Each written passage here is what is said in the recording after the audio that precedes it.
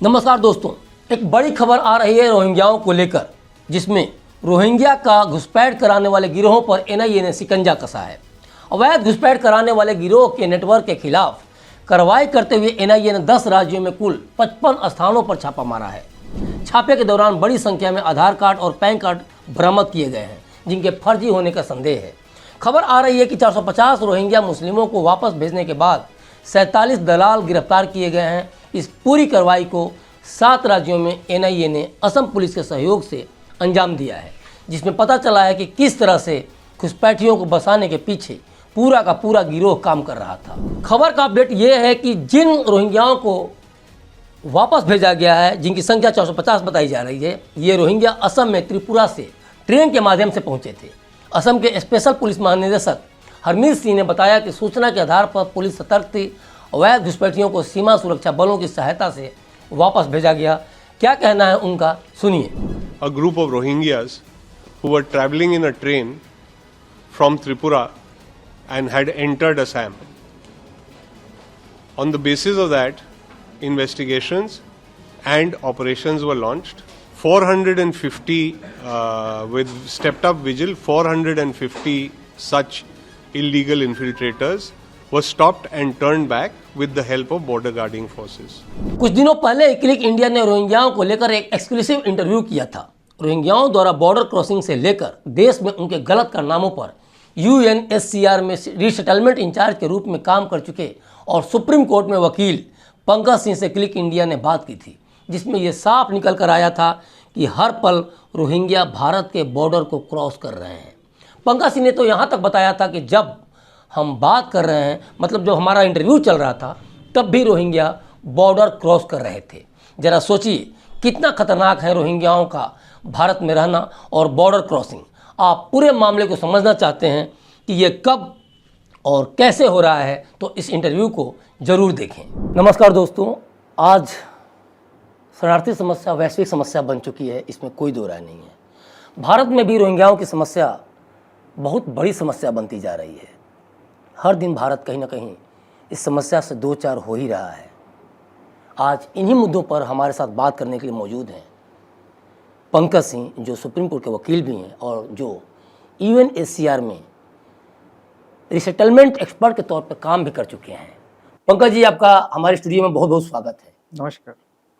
Pankaj ji, resettlement in charge के तौर पर आपने यूएनएचसीआर में काम किया है। रोहिंग्याओं की समस्या को आपने बहुत करीब से देखा सुना होगा। सबसे पहले आप अपने बारे में बताइए और कुछ ऐसे अनुभव साझा कीजिए जिससे कि हमारे दर्शक चीज़ों को समझ सकें कि आखिर रोहिंग्याओं की समस्या भारत में क्यों इतनी बड़ी होती जा रही है। मैं लगभग 4.5 साल 5 साल रोहिंग्या के मामले में काम किया हूँ यूएनएचसीआर के रिफ्यूजी स्टेटस डिटर्मिनेशन ऑफिसर के तौर पे। मेरा प्राइमरी फोकस था identification and verification of Rohingya refugee, and सबसे बड़ा चैलेंज था उनका identification and verification and screening. ये 3 चीज़ों पे मैंने काम किया है। आइडेंटिफिकेशन और वेरिफिकेशन रोहिंग्या का इसलिए ज़रूरी है क्योंकि रोहिंग्या मुसलमान जब म्यांमार से आते हैं तो बांग्लादेश में काफ़ी लंबे समय का वक्त बिताते हैं जी। और बहुत सारे रोहिंग्या का जो मैंने इंटरव्यू लिया तो उसमें बहुत सारे में इंटरव्यू में मैंने पाया कि उनके पास बांग्लादेश का आइडेंटिटी कार्ड था। तो अब मैं कैसे समझूं या कैसे मानूं कि ये रोहिंग्या रिफ्यूजी हैं। रोहिंग्या रिफ्यूजी के पास तो कोई कागज़ या कोई डॉक्यूमेंट तो होता नहीं है। तो यूएनएचसीआर एक उनके पास आइडेंटिफिकेशन का कोई पैमाना है नहीं, वो एक इंटरव्यू है। इंटरव्यू में हम उनसे पूछते हैं कि आप कहाँ से आए हैं और क्यों वापस नहीं जा सकते और क्या उनका ट्रैवल रूट है। तो मैंने पाया अपने इंटरव्यू में कि उनका ट्रैवल रूट म्यांमार से डायरेक्टली भारत के लिए नहीं है। बहुत सारे रोहिंग्या जो भारत में आज मौजूद हैं वो बांग्लादेश में लंबे समय से रहे हैं और उनके पास बांग्लादेश का आइडेंटिटी डॉक्यूमेंट रहा है। और उसके बाद जो सबसे ज़्यादा चैलेंज था कि अगर रोहिंग्या मुसलमान हैं तो वो बांग्लादेश के सिटीजन के साथ उनकी शादी हो चुकी है। तब वो जब भारत आते हैं तो यूएनएचसीआर का मैंडेट जो है रिफ्यूजी का स्टेटस देना सिर्फ रोहिंग्या मुसलमानों के लिए है, ना कि बांग्लादेशियों के लिए। तो ये सबसे बड़ा यूएनएचसीआर का लूपहोल्स में आता है कि आइडेंटिफिकेशन एंड वेरिफिकेशन के बावजूद यूएनएचसीआर ने गलत तरीके से मैं कहूँ कि बांग्लादेशियों को भी शरणार्थी बनाया है। उनके पास बहुत सारे बांग्लादेशी हैं, उनके पास आज के दौर पे यूएनएचसीआर का रिफ्यूजी कार्ड है। तो दिस इज़ वेरी चैलेंजिंग, जो मेरा अनुभव है। तो मैंने लगभग 1000 रोहिंग्या लोगों का इंटरव्यू लिया। उसमें बड़ी से बात। मैंने पाया कि लगभग 800 से 900 लोग जो थे रोहिंग्या के, दे वर ऑल बांग्लादेशीज। अब उनके पास कागज नहीं है, तो मुझे कैसे पता चलेगा कि ये रोहिंग्या है?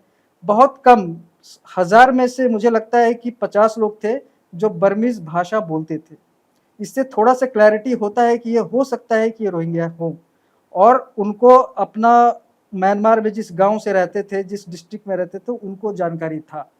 बहुत सारे रोहिंग्या जो उनके बच्चे, उनको कोई म्यांमार का जानकारी नहीं था।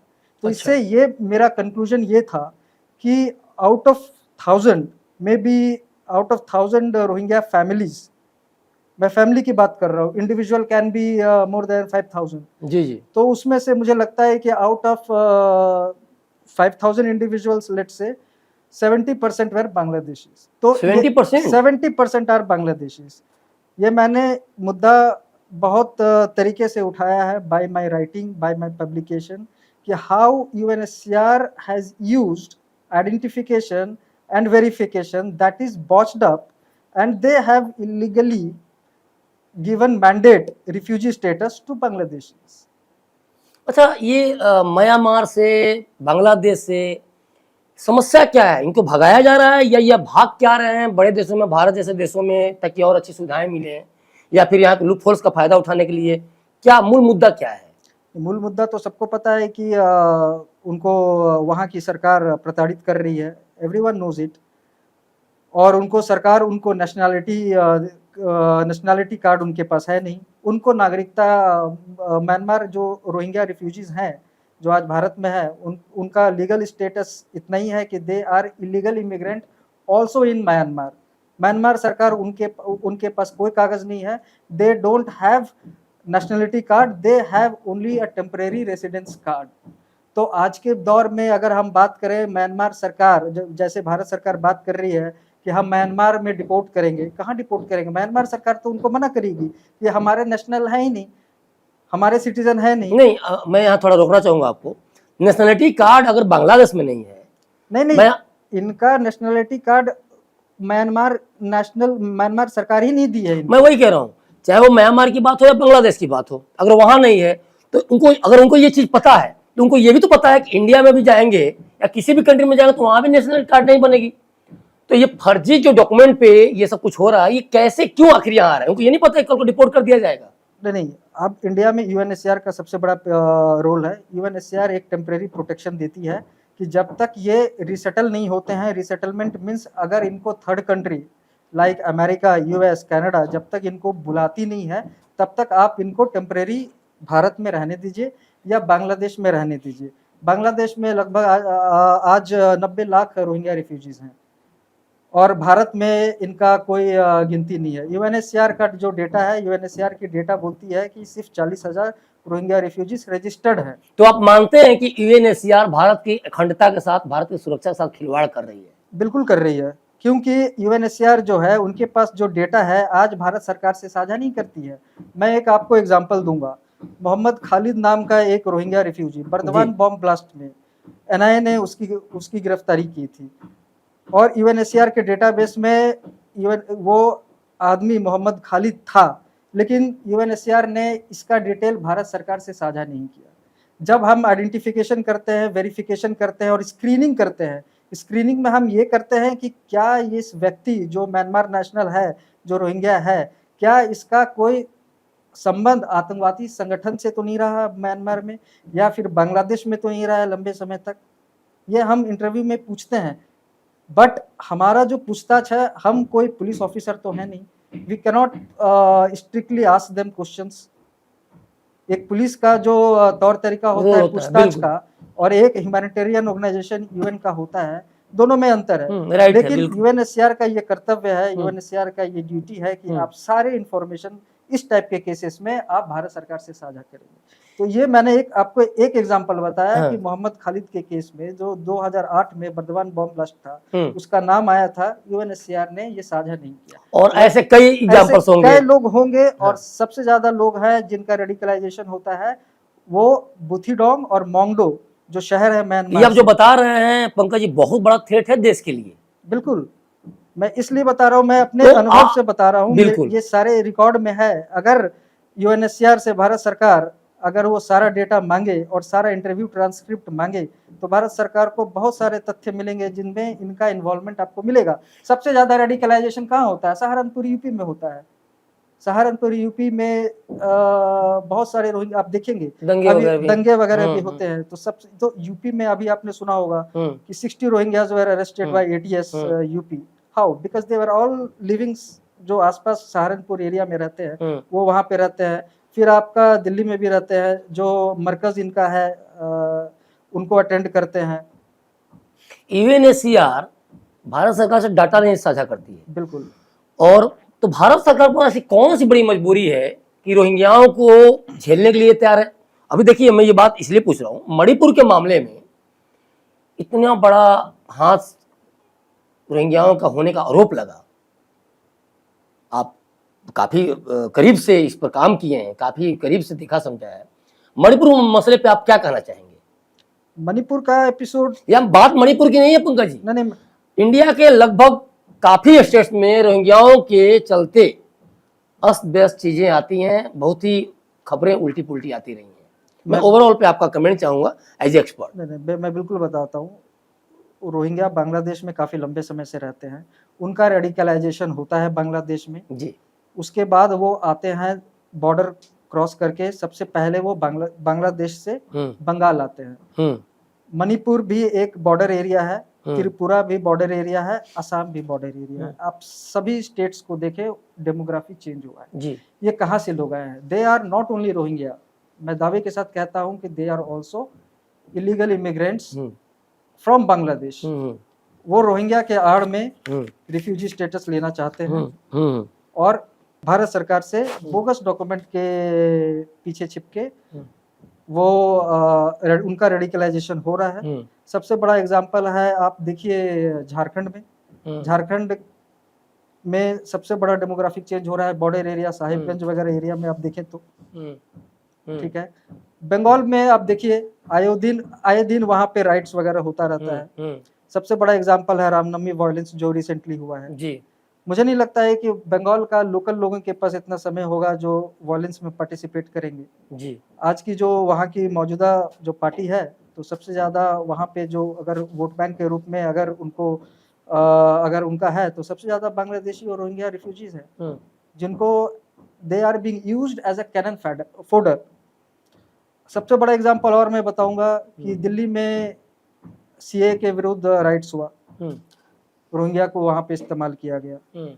हरियाणा में वायलेंस हुआ अभी कुछ दिन पहले, वहां पे रोहिंग्या मुसलमानों का इन्वॉल्वमेंट का है। तो नू में तो these are all matter of investigation and government of India का स्टैंड तो काफी क्लियर है कि उनको आइडेंटिफाई कीजिए और रिपोर्ट कीजिए। तो एक थ्रेट तो है, बाकी आप देखिए बाकी रिफ्यूजीज से इंडिया को थ्रेट नहीं है। अब जैसे अफगान रिफ्यूजीज, उनके साथ भारत को ऐसा कुछ थ्रेट तो है नहीं, लेकिन आज के दौर पे उनसे भी थ्रेट है। मैं बताता हूँ क्यों। क्योंकि जब से वहां पे सरकार बदली है, जब से तालिबान की सरकार आई है, तो उनका भी आइडेंटिफिकेशन और वेरिफिकेशन जो है काफी कठिन हो गया है। हम यूएनएचसीआर के वेरिफिकेशन, आइडेंटिफिकेशन और स्क्रीनिंग पे हम भरोसा नहीं कर सकते हैं। भारत सरकार को आइडेंटिफिकेशन, वेरिफिकेशन और स्क्रीनिंग करना होगा, जो आज कर रही है। उनको 2013 से करना था। सबसे बड़ा रिफ्यूजी का इन्फ्लक्स, चाहे वो अफगान हो जाए, चाहे रोहिंग्या हो जाए, चाहे और किसी देश के हों, सबसे ज्यादा रिफ्यूजी इन्फ्लक्स अफगानिस्तान से 2013 में आया फॉर एग्जांपल। उसके बाद 2020 में आया। रोहिंग्या भारत में 2010 में आए, 2013 में आए, 2017 में आए और काफी नंबर्स में आए। और 2017 में इनका आइडेंटिफिकेशन और वेरिफिकेशन भारत सरकार ने कहा सारे राज्यों को करना है, लेकिन कुछ राज्य हैं जो इसको इम्प्लीमेंट नहीं कर रहे हैं, कुछ राज्य नहीं कर रहे हैं। पंकज जी, राज्यों की बात जो आपने अभी की, तो जहां तक मुझे सुनने में आता है भाजपा शासित राज्यों में वेरिफिकेशन को लेकर तो सरकार गंभीर है, लेकिन कुछ अन्य राज्यों में अन्य पार्टियों की जहां सरकारें हैं वहां रोहिंग्याओं की वेरिफिकेशन को लेकर काफी टाल मटोल रवैया अपनाया जाता रहा है। इन आरोपों में कितना दम आपको लगता है? अब जैसे मुझे लग रहा है कि आप देखिए मणिपुर सरकार, त्रिपुरा सरकार रोहिंग्या का और जितने भी लीगल इमिग्रेंट है उनका वेरिफिकेशन कर रही है।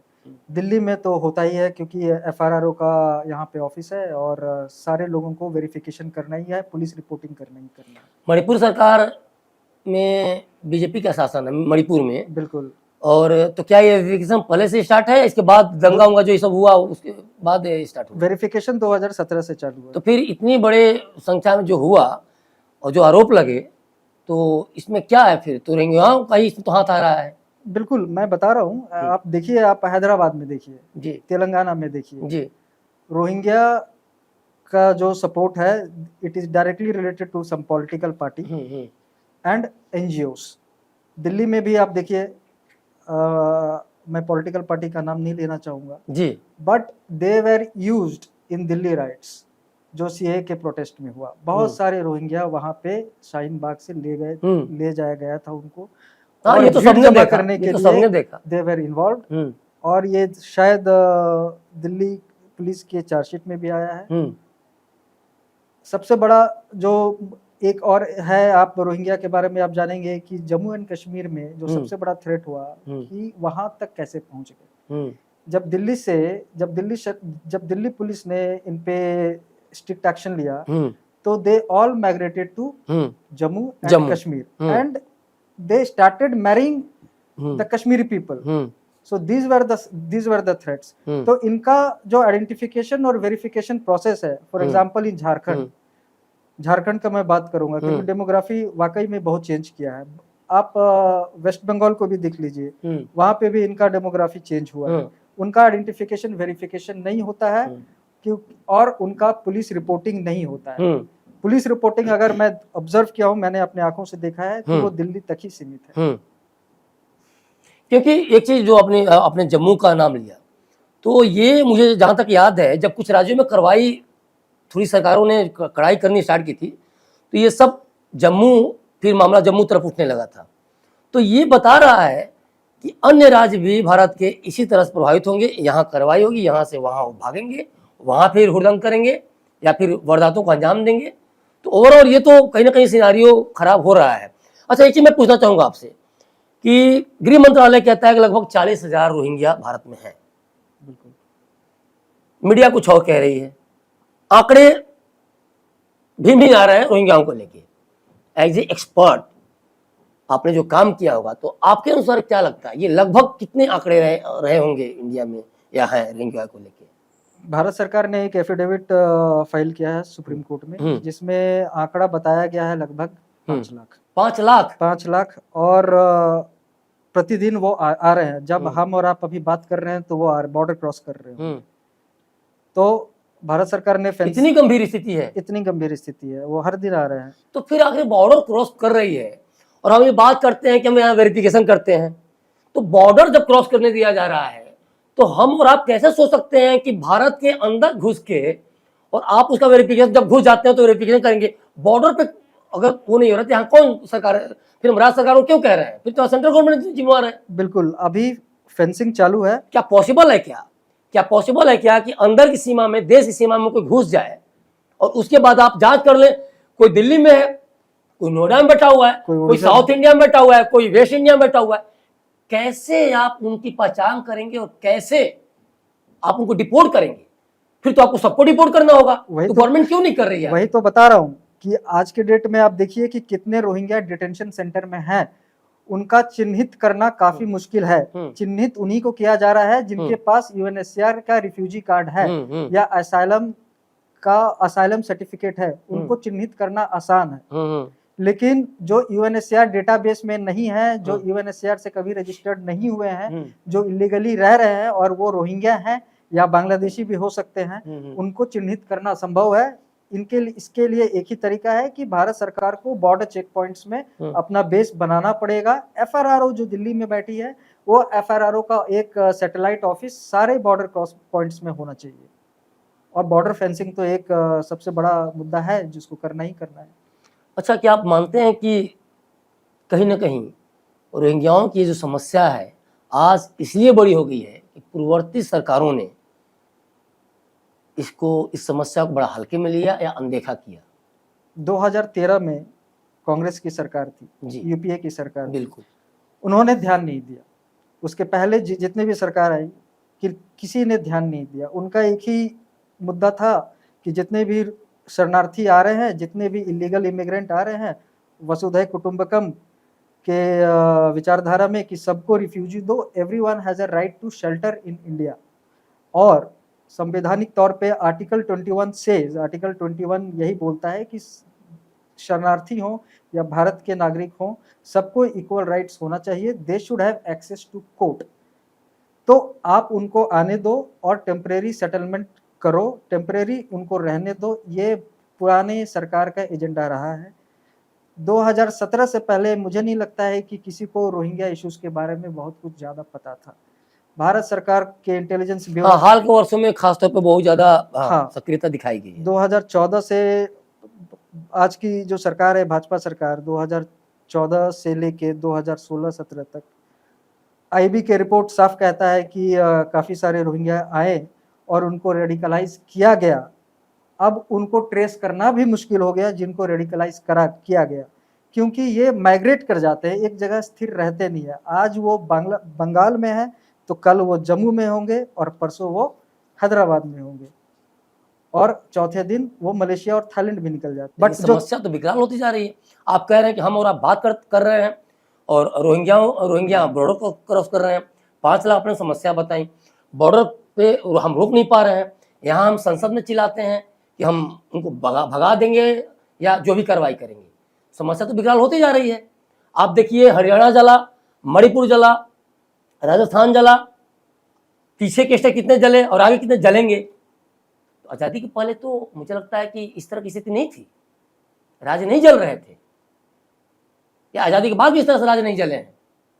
अभी तो स्थिति बहुत ही खराब चल रही है। मुझे लगता है जब कुछ होगा, कुछ ऐसे प्लेटफॉर्म तैयार कर दिए गए हैं क्योंकि रोहिंग्याओं की आड़ में राज्यों में स्थिति खराब की जाएंगी। आप ये मेरा अपना ओपिनियन। नहीं, बिल्कुल आप सही कर रहे हैं। अगर आप देखें जितना भी इंसिडेंट हुआ है जिसमें राइट्स वगैरह हुए हैं, सब में रोहिंग्या का इन्वॉल्वमेंट साफ तौर से दिखा जा रहा है। सबसे बड़ा एग्जांपल दिल्ली राइट्स है, and they were funded by NGOs. Bharat सरकार ने एक अभी सबसे अच्छा काम किया है, एफसीआरए रेगुलेशन में बहुत सारे एनजीओस का रजिस्ट्रेशन को बंद किया है जी। इनका एजेंडा मैं समझाता हूँ। लगभग 3-3.5 हजार कुछ साल पहले सीधे वो किया था, उसके बाद लगातार सरकार सक्रिय है, केंद्र सरकार सक्रिय है। यूएनएचसीआर भारत में उनका काम एक है मॉनिटरिंग करना और इवैल्यूएशन करना, बाकी इनका सारा काम एनजीओस करती हैं। जो एनजीओ सक्रिय है आपका बंगाल में, जो रोहिंग्या रिफ्यूजीज को आने में भी मदद करती है जी। और अगर कोई डिटेंशन सेंटर में है उनको जेल से निकालने के लिए भी वो काम करती है। दिल्ली में भी बहुत सारे एनजीओज हैं जो यूएनएचसीआर के पार्टनर एनजीओ हैं, जिनको यूएनएचसीआर करोड़ों की फंड देती है कि आप रोहिंग्या को प्रोटेक्ट करें अगेंस्ट इलीगल डिटेंशन और अगेंस्ट इलीगल अरेस्ट। इनको पैसा यूएनएचसीआर देती है। कुछ फंड रोहिंग्या के लिए करते हैं, बाकी जो फंड है they are all utilized for anti social activities. ये एनजीओस, जैसे मैं भारत सरकार के पास जो जितने भी डेटाबेस है, दे आर आइडेंटिफाइड नाउ, जितने भी हैं जिनको बैन किया गया है, ये आप देखिए कौन कौन से प्रोजेक्ट में, भारत सरकार के प्रोजेक्ट्स में वो they acted as an impediment. 4 Dham projects, Bharat सरकार का विरोध करने के लिए एक एनजीओ आई, सुप्रीम कोर्ट में पिटीशन लगाई कि 4 धाम प्रोजेक्ट को रोका जाए। क्यों? बॉर्डर में हाईवे जो भारत सरकार बना रही है उनको रोका जाए। एंटी एस्टैब्लिशमेंट एजेंडा इनका है।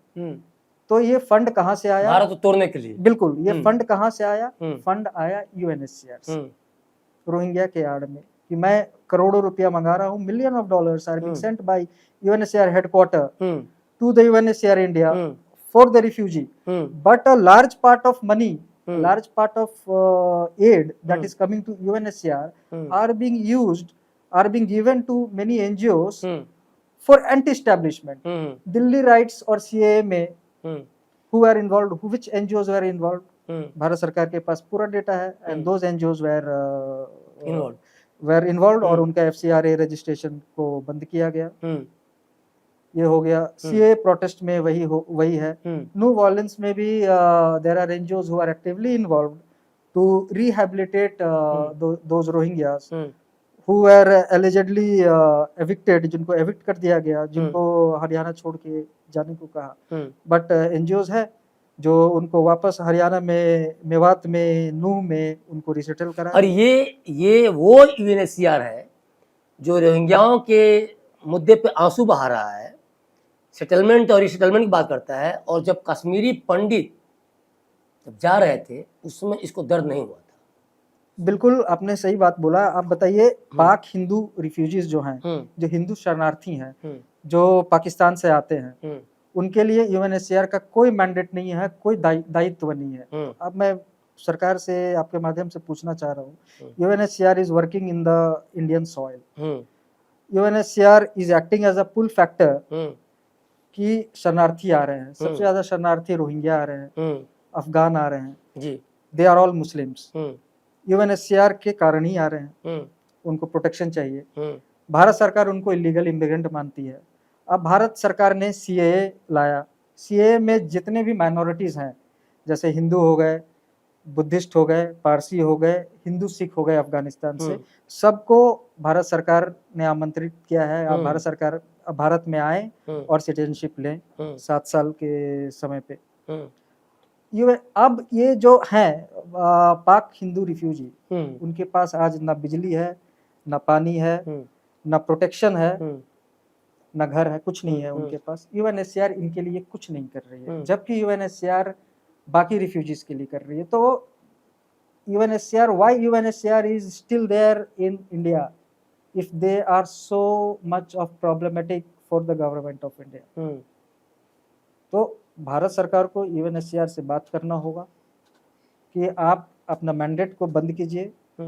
भारत सरकार ये पहला सरकार नहीं होगा जो यूएनएचसीआर के मैंडेट को बंद करेगा। बहुत सारे सरकार हैं, इजराइल फॉर एग्जांपल है जो नहीं, भारत सरकार बात कर रही है, लेकिन वो कितनी तत्परता के साथ है, कितनी एक मजबूती के साथ अपनी बातों को रख रही है, क्योंकि कहीं ना कहीं वो वैश्विक संगठन है, तो कहीं उसको पूरी तरह तो कोई कह नहीं सकता है। और आप तो खुद इसके एक्सपर्ट रहे हैं, वहाँ काफी अच्छा पालन हो रहा है, लेकिन कितनी मजबूती के साथ वो रख रही है, ये थोड़ा सा देखने वाली बात है। नहीं, मैं यही कहूंगा कि सरकार का जो डिप्लोमेसी है जी विथ अदर कंट्रीज और इवन विद द यूएन, जी जी, it can not be beyond the national integrity. National integrity जो है और नेशनल सिक्योरिटी है, this should be the primary focus. Diplomacy can be diplomacy is a larger agenda and it can be taken care of.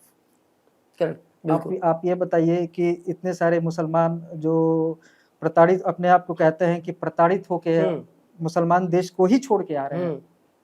सबसे ज्यादा प्रताड़ना मुसलमान countries में ही हो रहा है।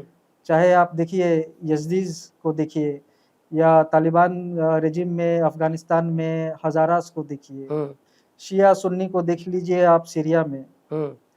तो वाई दे आर, वो शरणार्थी जो हैं वो भारत की तरफ क्यों आ रहे हैं? और सबको लगता है कि अफगानिस्तान के शरणार्थी हों या म्यांमार के हों या बांग्लादेश, तो सबका हब है ना जो इंडिया ही बना रहेगा। नहीं, तो मैं ये कह रहा हूँ कि भारत के जो हिंदू शरणार्थी हैं, जो रिफ्यूजी का जो कंसेप्ट है, जो इंटरनेशनल पैरलेंस में जो बनाया गया है, रिफ्यूजी का जो मतलब है आमतौर के भाषा में, या जो हम देखते हैं वो कौन है? मुसलमान प्रताड़ित जो होते हैं वही शरणार्थी हैं। अब देख लीजिए सीरियन को देख लीजिए, अफगानिस्तान के जितने भी रिफ्यूजी आप देख लीजिए, सूडान में देख लीजिए, और जितने भी मिडिल ईस्ट और नॉर्दर्न अफ्रीका के कंट्रीज को देख लीजिए, majority of them are Muslim. But ये जो रिफ्यूजी का जो डेफिनेशन है वो why it is not fit for minorities in Pakistan, जैसे आपके हिंदू रिफ्यूजीज हो गए, अफगानिस्तान में हिंदू सिख रिफ्यूजीज हैं, उनको मान्यता रिफ्यूजी का क्यों नहीं देती है? उनको विश्व में उनको रिफ्यूजी स्टेटस मिलना काफी मुश्किल है। बिल्कुल। वो कहते हैं कि उनका जो लेवल ऑफ प्रोसिक्यूशन है उनके डेफिनेशन में नहीं आता है, तो उनको हम प्रोटेक्शन नहीं देंगे। अगर आज के दौर पे अगर कोई हिंदू सिख अगर यूके जाए अमेरिका जाए और बोले कि मैं अफगानिस्तान छोड़ के आया हूँ क्योंकि मुझे वहां पे प्रताड़ित किया गया, मेरे को राइट्स नहीं दिया गया, मेरा धर्मांतरण हुआ, तो वहां की सरकार उनको वापस भेजेगी, बोलेगी कि वहाँ रूल ऑफ लॉ है, वहाँ की सरकार में आप भी शामिल हैं। आप देखेंगे पाकिस्तान में भी काफी हिंदू समुदाय के लोग हैं, पार्लियामेंट में है, अफगानिस्तान में भी हैं। तो वो कहेंगे कि वहाँ पे जो रूल ऑफ लॉ है वो आपको they are competent enough to protect you, तो उनको रिफ्यूजी स्टेटस उनको नहीं मिलता है। तो सबसे बड़ा जो विचार करने योग्य जो बात है कि अब बात होना चाहिए जो माइनॉरिटीज हिंदूज हैं उनके बारे में भी। इसीलिए आप देखिए कश्मीरी पंडित उनके बारे में कोई बात नहीं करता है, क्योंकि जो प्रोसिक्यूशन का जो मतलब है, प्रताड़ना या नरसंहार या genocide, war crime against humanity, they all apply for Muslim, they don't apply for Hindus. क्या रीजन हो सकता है इसके पीछे? रीजन जो ये कॉन्सेप्ट है रिफ्यूजी का, इसको देख के, क्योंकि रोहिंग्याओं के मामले में बहुत लोगों को यही पता है कि रोहिंग्या मतलब मुस्लिम, रोहिंग्या यहाँ भी हिंदू हैं, रोहिंग्या हिंदू भी हैं, लेकिन जनरली लोगों को पता होता है कि मुस्लिम। तो शरणार्थी तो शरणार्थी हैं, भारत में भी शरणार्थियों का इतिहास रहा है, शरण भारत देता रहा है, लेकिन देखा जाए तो रोहिंग्याओं के मामले में बाकी शरणार्थी आए, यहाँ की संस्कृति में घुल मिल के रह गए, भारत ने एक्सेप्ट किया, भारत को उन्होंने एक्सेप्ट किया, लेकिन रोहिंग्याओं के मामले में एकदम स्थिति उलट है, जहां रहे वहां दंगा फसाद है, इस तरह की अस्थिरता को उन्होंने कहीं ना कहीं जन्म दिया। क्या कहेंगे आप इसमें? भारत सरकार का जो मैंडेट रिफ्यूजी हैं वो तिब्बतियंस है, कुछ हद तक श्रीलंकन्स हैं, इन लोगों को वो मान्यता देती है। बट जो यूएनएचसीआर मैंडेट रिफ्यूजीज हैं, जैसे अफगान हो गए, रोहिंग्या हो गए, या फिर अफ्रीकी मुल्क के लोग हो गए, जो भारत में शरणार्थी, भारत में यूएनएचसीआर में जो रिफ्यूजी स्टेटस के लिए आते हैं और शरण लेते हैं, उनको भारत सरकार इलीगल इमिग्रेंट ही मानती है। उनको रिफ्यूजी स्टेटस, उनका जो यूएनएचसीआर का जो मैंडेट जो रिफ्यूजी स्टेटस है, उनको ये नहीं मानती है। अच्छा, as a supreme court advocate आपसे मेरा एक सवाल है, सुप्रीम कोर्ट में रोहिंग्याओं के रोटी कपड़ा और मकान को लेकर बहुत सारी याचिकाएं दायर की गई हैं।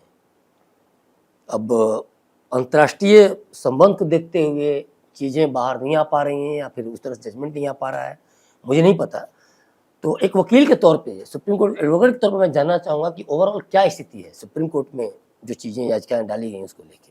आप देखिए मोहम्मद सलीमुल्लाह का केस अभी सब जुडिस है। मोहम्मद सलीमुल्लाह का केस का एक इंटरिम ऑर्डर आया था 2021 में, जिसमें आर्टिकल 21 राइट टू इक्वालिटी की बात की गई थी। सुप्रीम कोर्ट का स्टैंड वहां तक सही है कि राइट टू इक्वालिटी जो है आर्टिकल 21 सबके लिए एक है, चाहे वो भारत में आए हुए शरणार्थी हो, चाहे कोई भी हो, चाहे लीगल इमिग्रेंट भी हो और चाहे भारत के नागरिक हो, इतना प्रोटेक्शन सुप्रीम कोर्ट ने दिया है। लेकिन सुप्रीम कोर्ट का स्टैंड काफी क्लियर है। Supreme court has not intervened into the action of executive, जो एग्जीक्यूटिव डिसीजन है भारत सरकार का कि रोहिंग्या को डिपोर्ट करना है, तो आज तक सुप्रीम कोर्ट ने उस पर टिप्पणी नहीं किया है।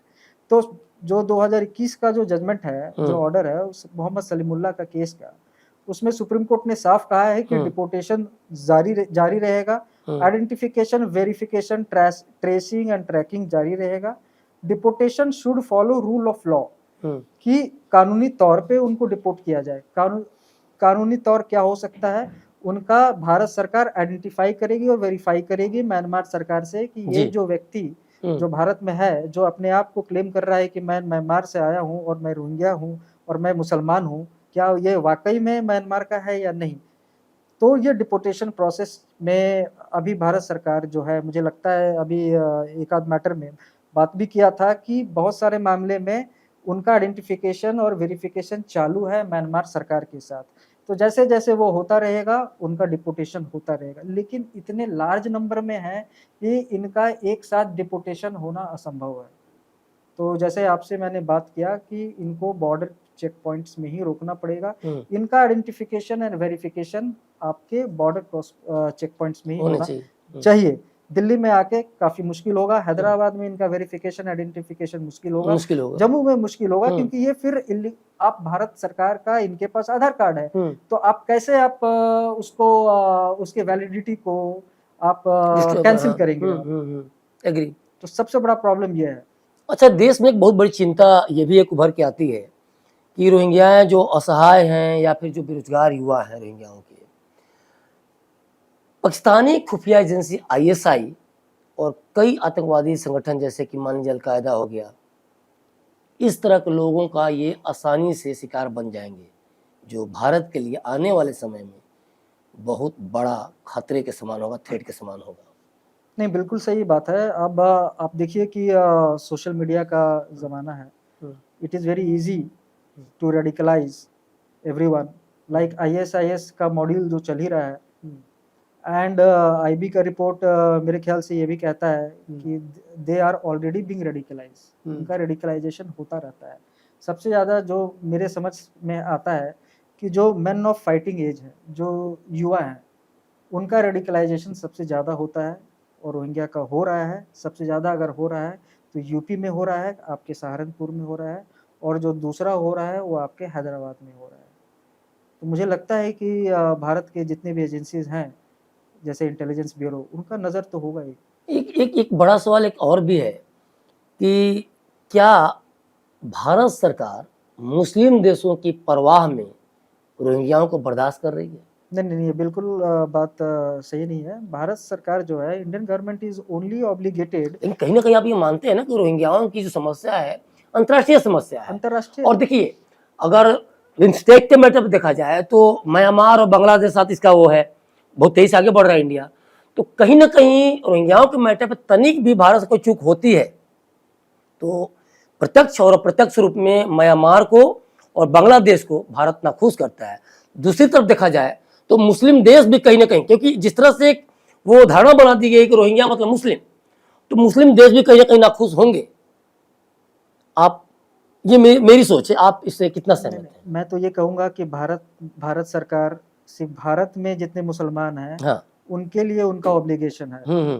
तो भारत में जितने मुसलमान हैं, they are safe under the present government, उनके पास सारा राइट्स वगैरह है।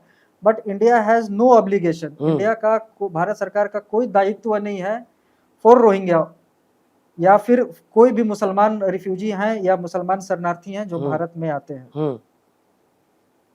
आप बांग्लादेश और म्यांमार सरकार और यूएनएचसीआर के तीनों के बीच एक संधि हुआ। संधि में ये कहा गया कि जितने भी मुसलमान रोहिंग्या हैं बांग्लादेश में, उनको सही टाइम आने पे, सही समय पे उनको रिटर्न किया जाए म्यांमार सरकार। आज के दौर पे भारत का एक अच्छा रिलेशनशिप है बांग्लादेश के साथ, तो भारत सरकार को एक संधि करना चाहिए बांग्लादेश सरकार से कि जितने भी रिफ्यूजीज, रोहिंग्या रिफ्यूजीज हैं भारत में, उनको डिपोर्ट किया जाए या भेजा जाए बांग्लादेश उनको तो सही समय मैं यहाँ रोकूंगा। मैं आपकी बात से बड़ा एक इंपॉर्टेंट बात निकल के आ रही है। म्यांमार को भेजना और बांग्लादेश को रखने के लिए मजबूर कर देना रोहिंग्या को, ये एंगल आपसे निकल के आ रहा है। इतना आसान है क्या? इसमें मजबूरी क्या है? जब एक एग्रीमेंट बना हुआ है, यूएनएचसीआर का एग्रीमेंट है, बांग्लादेश का एग्रीमेंट है। 11 साल पहले बांग्लादेश की पीएम बोल रहे साहब कि रोहिंग्या मेरी जिम्मेवारी नहीं है। आज के दौर पे तो है। आप देखिए, मान लेंगे वो, आप मानते हैं? बिल्कुल। आप देखिए, बांग्लादेश का क्लियर कट अभी एग्रीमेंट है, बांग्लादेश, म्यांमार सरकार और यूएनएचसीआर का, तीनों ने एग्री किया है कि 90 लाख रिफ्यूजीज जो बांग्लादेश में है, आप उनको एक आइलैंड में उनको रखा गया है, भाषण 4 आइलैंड में, उनको तरीके से जब भी सिचुएशन म्यांमार का सही होगा उनको रिटर्न फैसिलिटेट करेगी यूएनएचसीआर, म्यांमार और बांग्लादेश सरकार तीनों मिलके। वहीं से तो आ रहे हैं हमारे। लेकिन मुझे लगता है कि बांग्लादेशी सरकार, आंग सान सू की और वहां की सेना, म्यांमार की सेना, तो यही लोग तो पल्ला झाड़ रहे हैं रोहिंग्याओं की समस्या से। तो मैं दोबारा तो यही कहूंगा, सुप्रीम कोर्ट ने भी ये स्टैंड क्लियर किया है कि we are not bothered what is happening in Myanmar. Agree.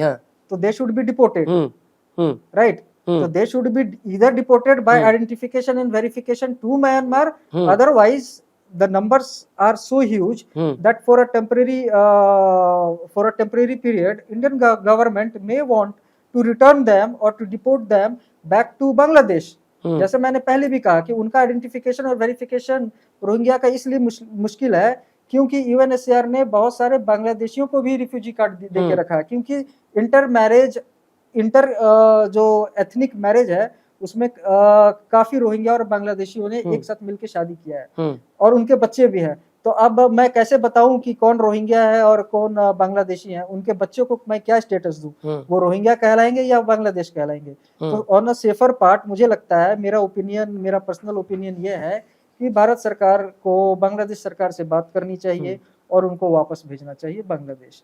आप देखेंगे, मैं इसलिए बता रहा हूँ कि बहुत सारे रोहिंग्या यूनाइटेड अरब अमीरात जी वहां पे भी हैं जी, तो उनका डिपोर्टेशन जो करती है अमीरात, सऊदी अरेबिया में जो रोहिंग्या है उनको डिपोर्ट कहाँ करती है उनकी सरकार? उनको बांग्लादेश में डिपोर्ट करती है, ना कि म्यांमार में करती है। जितने लोग आज लगभग 5 लाख लोग अगर रोहिंग्या रिफ्यूजीज अगर भारत में हैं, तो लगभग 2 से 2.5 लाख लोग जो रोहिंग्या रिफ्यूजी है वो सऊदी अरेबिया में भी हैं, दुबई में भी हैं। उनका इकामा जो होता है, वर्क जो कार्ड होता है, वर्क परमिट कार्ड, अगर उनका एक्सपायर होता है और आइडेंटिफिकेशन तो उनका होता नहीं है, और ये भी वहां के रजिस्टर्ड रिफ्यूजी हैं, जैसे भारत में रोहिंग्या रिफ्यूजीज रजिस्टर्ड है, तो उनका डिपोर्टेशन म्यांमार में ना होके बांग्लादेश में ही होता है। तो ये भारत सरकार भी तो कर सकती है। एक आखिरी सवाल मैं आपसे करना चाहूंगा। नो डाउट ये आप भी मानते हैं और दुनिया मानती है कि वैश्विक समस्या बन चुकी है शरणार्थियों की समस्या। एक सुप्रीम कोर्ट के वकील से मैं अगर ये पूछूं कि इसको एक केस के तौर पे आप देखें, तो आप एक वकील के तौर पे इसमें कैसे जीत हासिल करेंगे? अभी सुप्रीम कोर्ट का ओवरऑल मेरे पूछने का मतलब समाधान की तरफ है कि आपके तहत एक वकील के तौर पे क्या समाधान निकालेंगे आप? मैं एक बैलेंस अप्रोच लूंगा फॉर अ ह्यूमैनिटेरियन कंसर्न। अब दुनिया में सारे लोग जान रहे हैं कि रोहिंग्या का प्रताड़ना हो रहा है, नरसंहार हो रहा है। मैं एज अ वकील ये चाहूँगा कि भारत में आए, अगर वो हैं, आना तो उनको मना करना है, उनको रोकना है। अगर वो आ चुके हैं तो सारे लोगों का प्रोफाइलिंग जरूरी है। आज के दौर पे आप देखेंगे कि भारत में डिटेंशन सेंटर में रोहिंग्या के बच्चे भी हैं, बूढ़े भी हैं और औरतें भी हैं। इनको डिटेंशन सेंटर में रखने से का कोई फायदा नहीं है। They are not threat to national integrity. उनका प्रोफाइलिंग करके आप उनको पुलिस रिपोर्टिंग कराओ, ट्रेस कराओ, जो भी कराना कराओ, जो आमतौर पे होता है, बेल कंडीशन होता है, और जब टाइम आएगा दे विल बी डिपोर्टेड। लेकिन आप प्रोफाइलिंग कीजिए, जो यूथ हैं, जो युवा रोहिंग्या आते हैं, आप उनको प्रोफाइलिंग कीजिए। अगर आपको डिटेन करना है तो आप उनको डिटेन कीजिए, लेकिन सबका इंडिविजुअल असेसमेंट और इंडिविजुअल प्रोफाइलिंग जरूरी है। डिपोर्टेशन आप उनको कीजिए केस टू केस बेसिस में। आप एक साथ सबको डिपोर्ट नहीं कर सकते हैं। शुक्रिया पंकज जी, आप हमारे स्टूडियो में आए और आपने बड़ी बेबाकी से अपनी सारी बातें रखी। तो ये थे पंकज जी, जो सुप्रीम कोर्ट के वकील भी हैं और दूसरी तरफ यूएनएचसीआर में लंबे समय तक रीसेटलमेंट एक्सपर्ट के तौर पर काम भी कर चुके हैं, जिन्होंने बताया कि रोहिंग्या सच में देश के लिए एक बड़ी समस्या है। पंकज जी की ये बात बहुत ही गौर करने लायक थी कि हम और आप बात भी कर रहे हैं तो बॉर्डर क्रॉस कर रहे हैं रोहिंग्या। सोचिए कितनी बड़ी समस्या है। लगभग 5 लाख रोहिंग्या हमारे देश में मौजूद हैं। ये समस्या आने वाले समय में कितनी बड़ी हो सकती है, कितनी विकराल हो सकती है। और सबसे बड़ी चिंता की बात है कि किसी भी देश की एकता और अखंडता की सुरक्षा के लिए अगर कोई देश एक्शन लेता है तो पूरे देशवासियों को, लोगों को उसके साथ रहना चाहिए, क्योंकि किसी भी कीमत पर हम अपने देश की एकता और अखंडता के साथ समझौता नहीं कर सकते। बने रहिए क्लिक इंडिया के साथ। शुक्रिया।